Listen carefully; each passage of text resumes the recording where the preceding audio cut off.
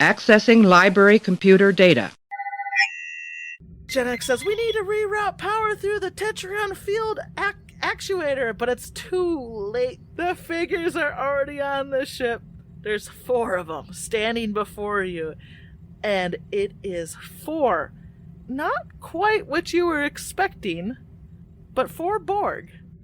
They look like Borg who have been through some shit. Porg will be Borg 1. Let's see, Borg 2 is Gorg. Let's see. Borg 3 will be Torg. Borg 4 should be Forg. Forg, I like it. Porg, Gorg, Torg, and Forg. For everyone at home keeping track. Gorg looks Posa right in the eyes and says, resistance is futile. Gorg will lift up their phaser. They missed. She actually, fumbles her phaser in the air and Loxus catches it. You grab the phaser out of the air, you shoot Gorg with it, but at the same time as you're shooting it, it just kind of squirts out of your own hand. Alright, so Gorg, takes a shot. That sort of shield comes up over them, but it's not quite as impressive. It doesn't glow as much. As I'm seeing this phaser grease slide itself out of Loxus's hand after already falling out of Posa's hand, and I go, oh no. And so I run behind Posa and I jump on her back since she's crouched over and she's probably leaning forward to try and be like, no, my phaser. So I jump on her back with my left foot, and then on my right foot I hit the wall and jump up higher so that on my left foot again I can get onto Loxus's shoulder because she owes me a shoulder boost because I let her rest her foot on me. And then I just kind of shrug. From there I boost back onto that gives me more of a boost, thank you, because it's a little oomph. So with your shrug oomph, I am able to jump off and with my right foot hit the wall, and from there continue running. So that because I have enough momentum at this point in my head because science, and I'm going to run upside down over the Borg and then shoot down at them from above them. Wild. What normally happens after the first time you shoot a Borg? They learn. Yeah. And then you always have to recalibrate your phaser, right? Nah.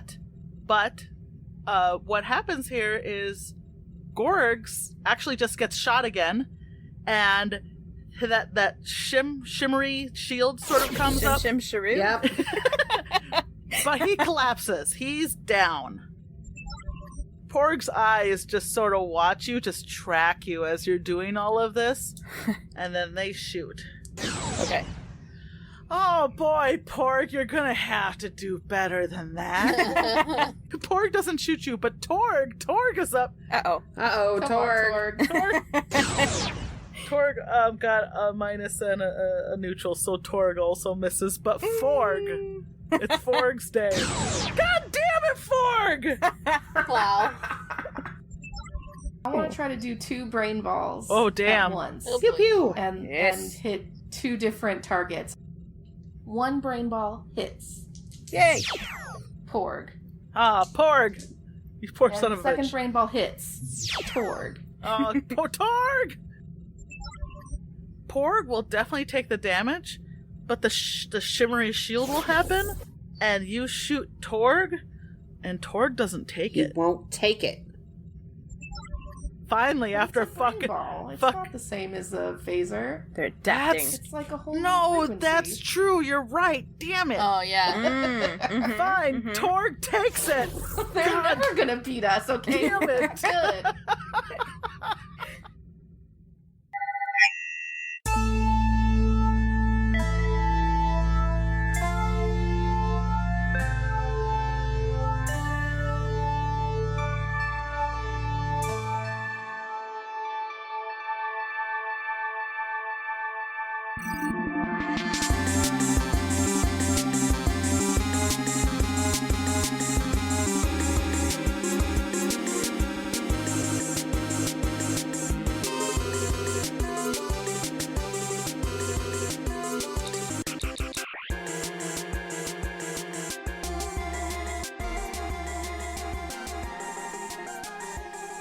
All right.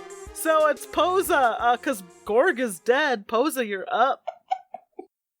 So I don't have my Dustbuster anymore, correct? Where did your Dustbuster end up? Probably right on the ground in front of you. I would let you have a free action to pick it up. Okay. Wow, Susie, you're being generous. I know. Because we're fucking up your Borg. As Penny kicks off of me, I kind of fall to the ground a little bit, and then the phaser's right in front of me, and so I kind of roll and I grab it and I shoot upside down, because why not? Fuck yeah. Probably the coolest thing you've ever done, right? Do I still roll 3? Yeah, you still get to roll 3. Okay, shit. Let's see. I'm gonna shoot at Porg. Okay. Why not? Huh? Yeah, I got a plus. Yay! All right. Porg takes it. Pork's down. Wow. Down. Susan's Porg, sad. Porg, I loved Porg. You guys don't understand. I had such great hopes for him. He takes the shot. The little shimmery field shows up. What? And he's... Oh. I mean, he's not dead. He's just unconscious. Yeah. Loxus, you're up. Oh, yeah. Who's left? Forg? Torg and Forg are both up. All right. Is it Forg with an F? Yeah. Yeah, Oh, Forg. I kept hearing TH. No, Borg number 4 became Forg. Okay. Yeah. Much better. I thought that was really funny. Sorry. It was good. I liked it. Okay, well, I'm going for Forg. All right.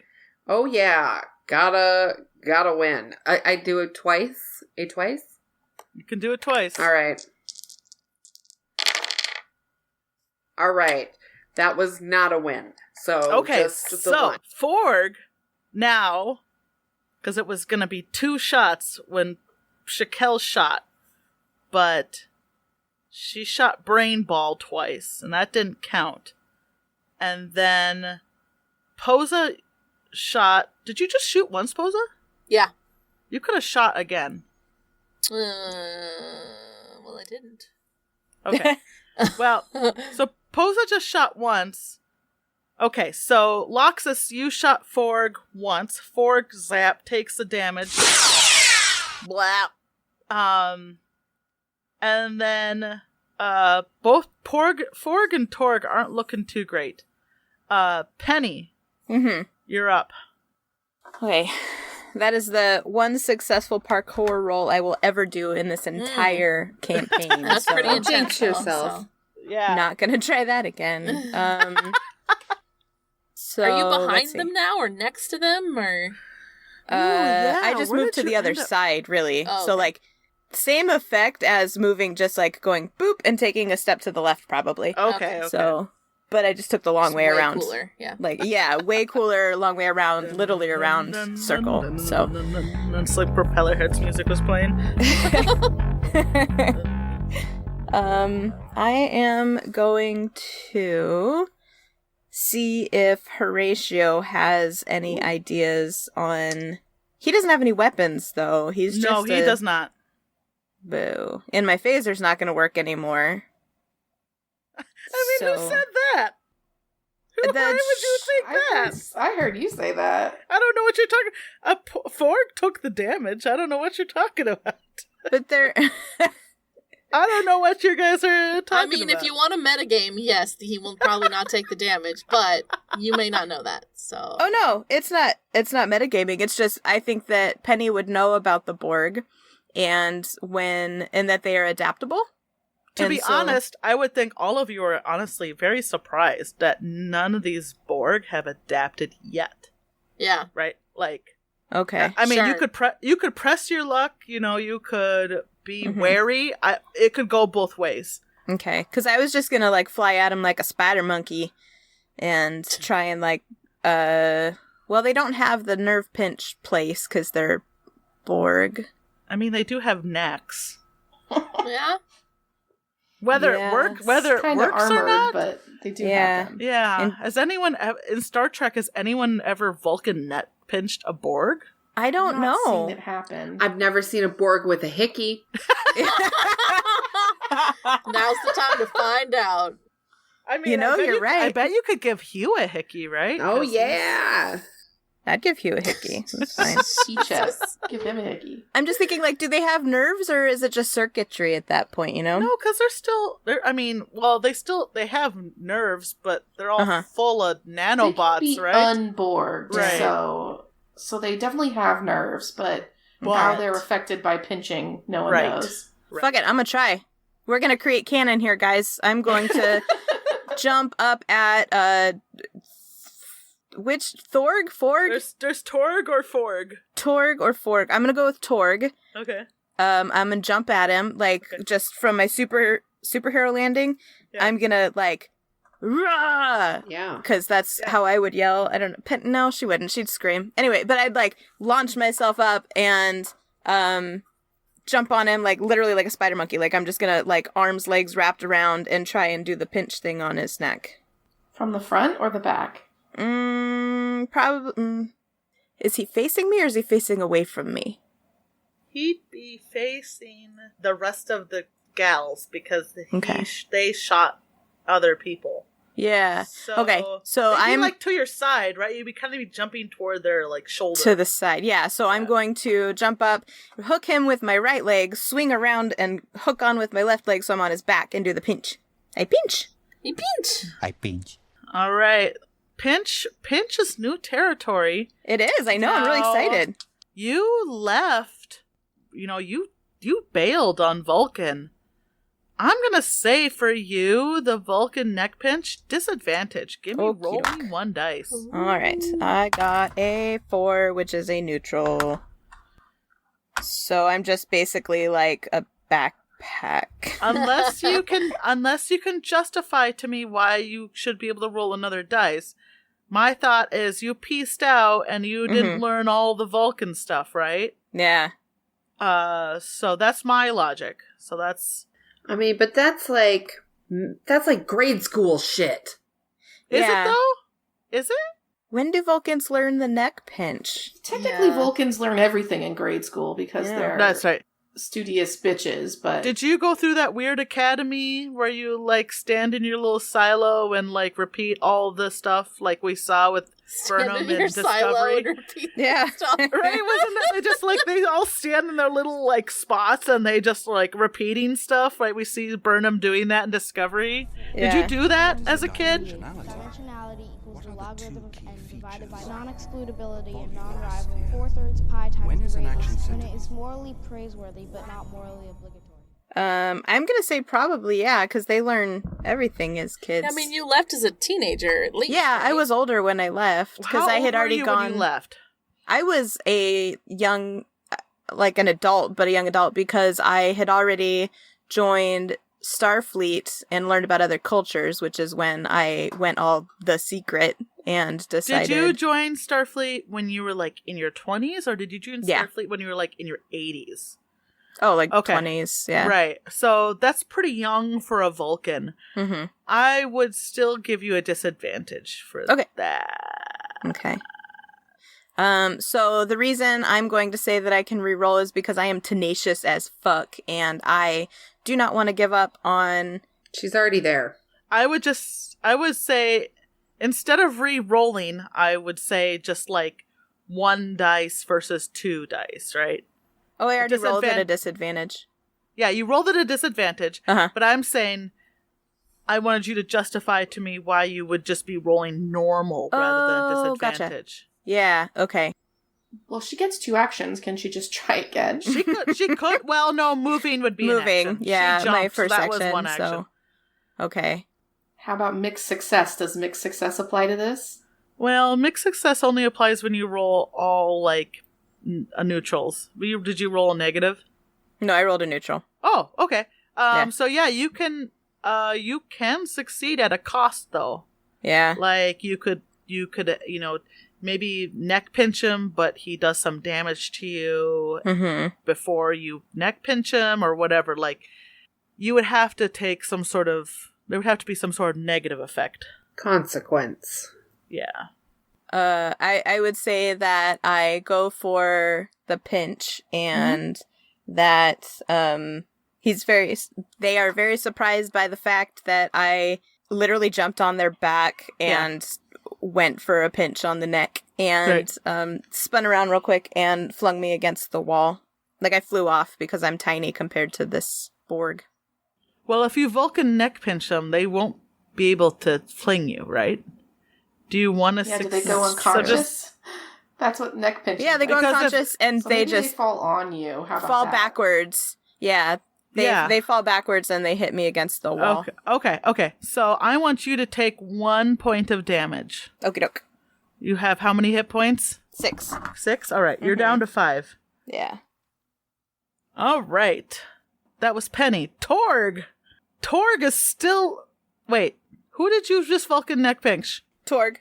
Okay. Torg is unconscious. They're all... I mean, everyone's unconscious. Except for Forg. Yeah. It's Forg's turn! Come on, Forg. I believe in you. Forg shoots Loxus. Bullshit. Forg, zap! And Forg reaches out his arms, zap! And then you take 1 point of damage, Loxus. Yeah! Go, Forg! So excited. I think the reason why we always do so great at boss battles is we take 2 turns to their 1 turn. I know, I keep forgetting to do 2 turns for my enemies. Oh, yeah. Does Forg want to do another shot? Come on, seriously? Are you trying to kill me, Danny? Forg shoots again! We're going to demolish him next round, so I'm not too worried about it. Forg shoots Loxus again! Loxus take another point of damage! Forg is my boy!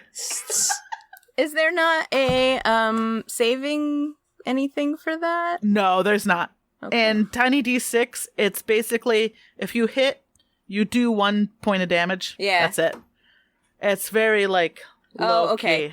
My racial trait is I can test 1d6 whenever I'm successfully hit by an enemy, and I evade the attack and don't take damage. Okay, so it's just my racial trait. That's just your racial thing, yeah. Cool. Yep. Generally, if you get hit, you take 1 point of damage. You can evade, but that's one of your turns on your turn. Yes, so if you want to try to evade damage, it's basically, in D&D, what you normally do is be like, I'm gonna try to hide or whatever. Like, when someone shoots at me, you're sort of deferring your turn to do an action at a later time. You don't have to worry about Loxus doing that. You never. No, I'm not. Literally, my thought is Loxus just kind of, like, looks down at, like, where she gets hit and, like, kind of tilts her head a little bit, like, the fuck?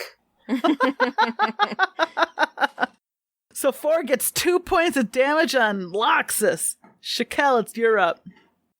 Okay. So Brain Ball's logically probably not going to hit. Will probably be deflected by shields. Phasers. I don't know if anyone's shot Forg yet. I think he's had 1 hit, so I think phasers also. So I'm going to try... Can I try to, like, throw dude with my telekinesis for damage? Oh, yeah, because you have a... Yeah, I have, like, psi powers as well. Yeah. Let's see, where is it? You have psionic. Yeah. You can... That's right, we had to put this in. You can telekinetically move objects not larger than a heavy metal door. Yeah. We had we had already done that.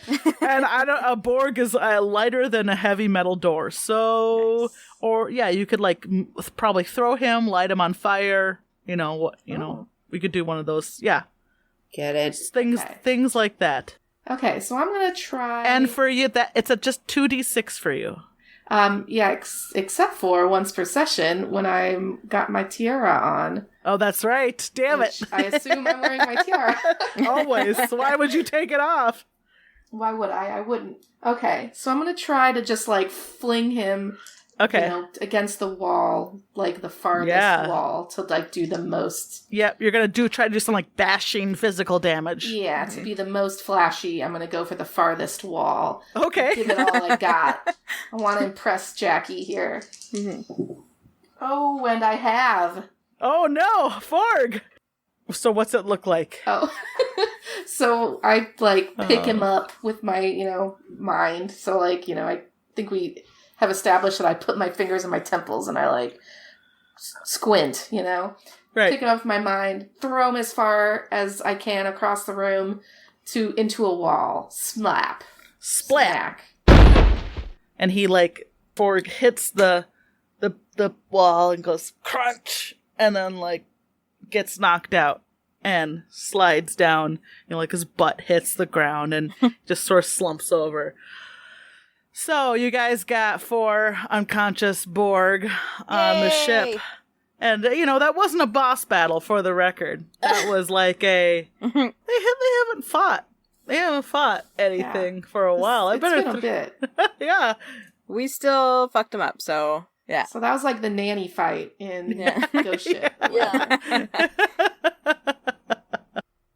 So Captain Jackie is like, she's like, she doesn't stop right away. She's still doing a lot of stuff. She's like, there's more trying to come. There's a whole ship of them out there. I'm keeping them off. And she just yells a bunch of stuff at her crew. And she's like, we gotta get the bleep out of here. And she uses some expletive that she uses an expletive you don't recognize. Oh, okay. I don't know. She's like, we gotta get the Fraxis out of here. Yeah. And then You can tell it's a pretty dirty swear. You knew by the way she said it. That was a swear. Oh, shit. Yeah. And Janix didn't get knocked unconscious. Yeah, we didn't bring them into it at all. No, they never rolled. They were like, what the fuck? They were like cowering.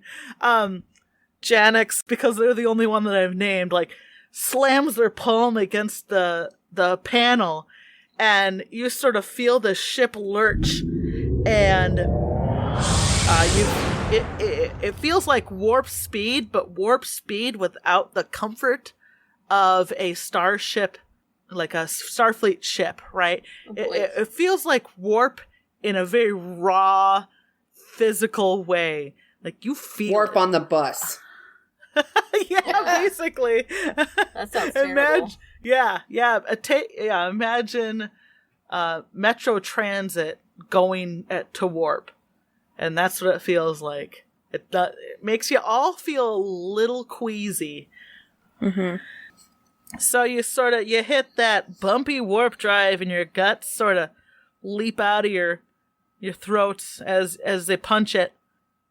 And it's a kind of a real rocky ride, but after about, a good 10 minutes, no one throws up. You're all seasoned professionals. You went through, astronaut camp. Space camp. You got put in that gyroscope that whips you around real fast to make sure you don't throw up when you're in space.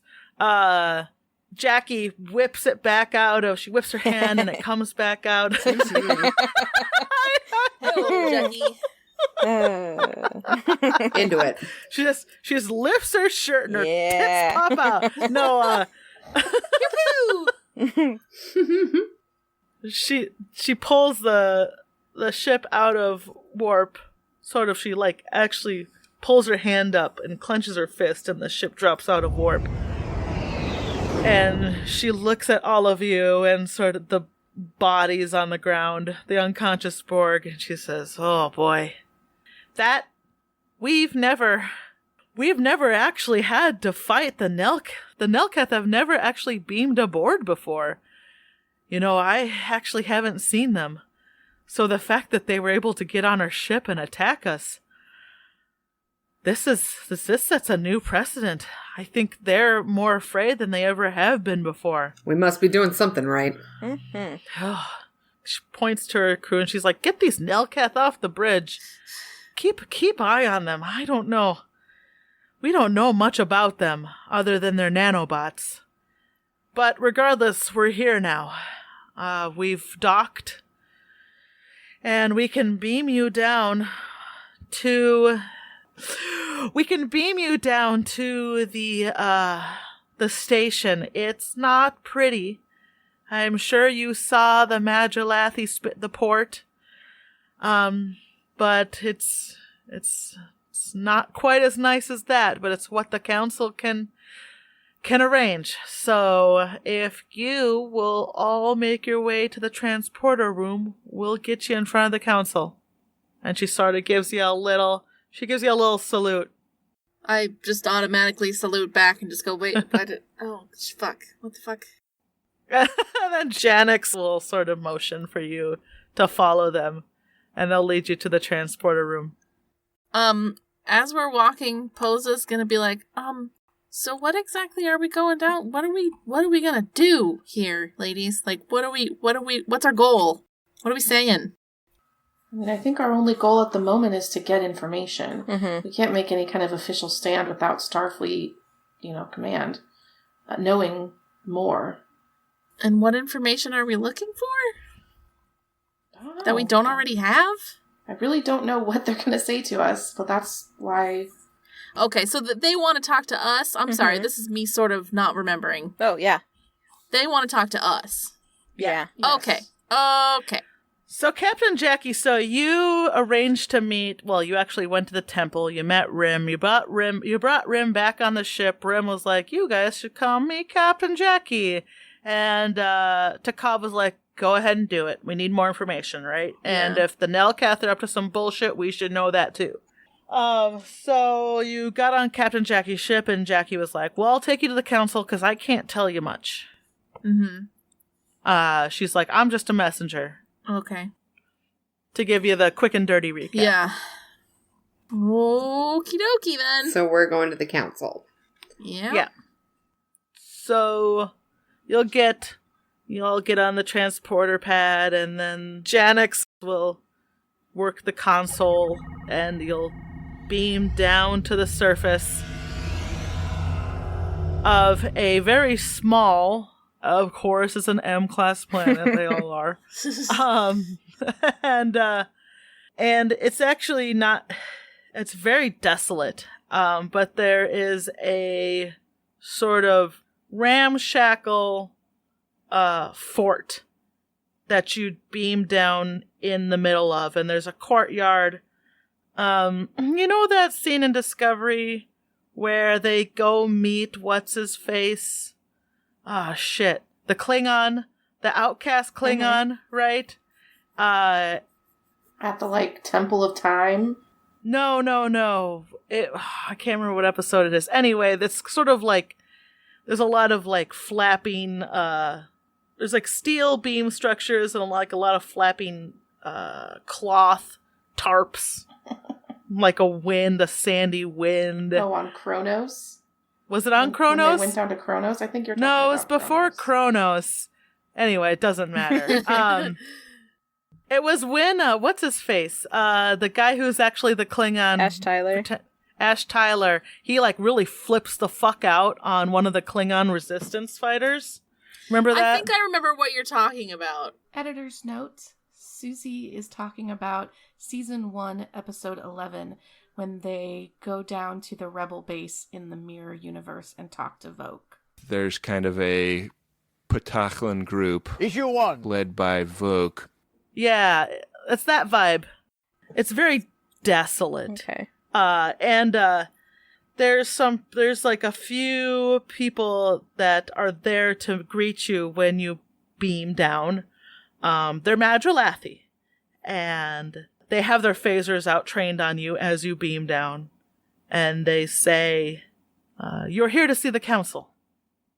Yes? All right, follow us. Okay, good. Pose is like, yeah. Yep. And they'll lead you through some sort of ramshackle hallways, and then into a larger room that has a very makeshift, war table. A big sort of conference room, very big conference room table. And there's a bunch of haggard Magilathi all sitting around it. Some of them old, some of them young, but regardless of their age, they all look sort of like beat up shit. Like they've been living on the outskirts for a long time. And one of them stands up from their seats, and this Madrilathy is named. They say, "Hello, my name is..." Finding it, computing. My name is... Stop. Here we go. Slim Shady.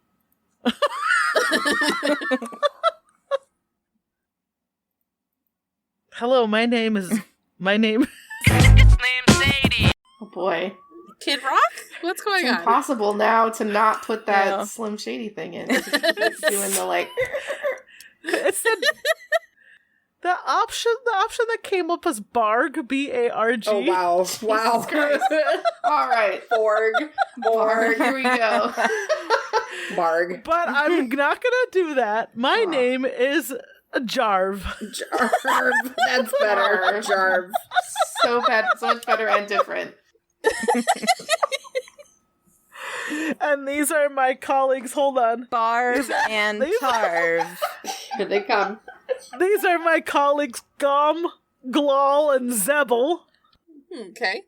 And there's actually there's like probably 8 more Madrilathy around the table than those 4, but those are the 4 that are sort of sitting at, I would say, a prominent position.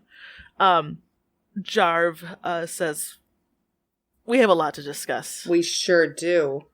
As you're aware, the Nelcath are not actually our saviors, but are instead our jailkeeper is not a word that Jarv would use. Yeah, captors. Yeah. They're not our saviors. They are our captors." Yeah, nobody likes the Borg. I mean, the Nelketh. And Jarv will sort of like look at you, tilt their head, and they'll be like, "Borg have a different name for the Nelcath than we do." Yeah, most of the known universe that Starfleet, I guess, knows, it's Borg. They are... We don't like them, to put it plainly. They don't like us very much They either. seem to be somewhat different than the Borg that we're familiar with, but clearly have the same origins. Our Borg are a lot more violent and sort of make everything they control in a different way, I guess I should say. Yes, the Nelcath, or the Borg as you call them, have slowly over time homogenized our society. I should take a step back. We are the true council of the Madrilathy. We are in charge of sending Captain Jackie out on reconnaissance missions. Captain Jackie is the sort of the last bastion of access of technology we have from before the Nelcath came. We used to be a much more advanced, more powerful people, but we were never any match for the Nelcath. Have you met the Madrilathy people in general? Yes, we were on Gontharia. And Brogana. Yeah, so you understand, that there are several planets, and we never could see eye to eye, and that ultimately was our downfall. We all had different ideas of how to deal with the Nelcath when they arrived, and, well, we were almost successful, but it was ultimately our arguments that were our undoing, and where we were not united, the Nelcath were. But you should know that if we don't do something soon, our entire solar system will be demolished. Say what?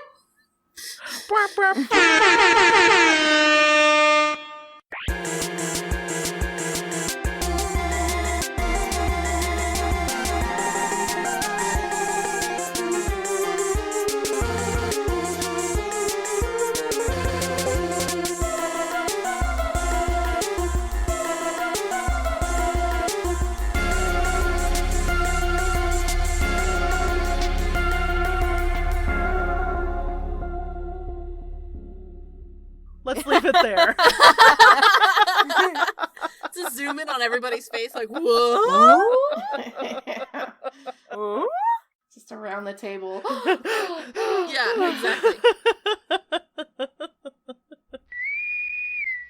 You have been listening to Mammary Alpha. Your hosts would like to thank Smelly Tooth, who composed our theme song and some of the other music that you hear, as well as roll music. You can find us online at mammaryalpha.com and on Facebook, Instagram, and Twitter as Mammary Alpha. You can tweet at us using the hashtag #ThisPodcastIsTheTits, thanks to Dee Dee, and support us by buying a t-shirt or becoming a patron. And don't forget to leave a rating or review on iTunes.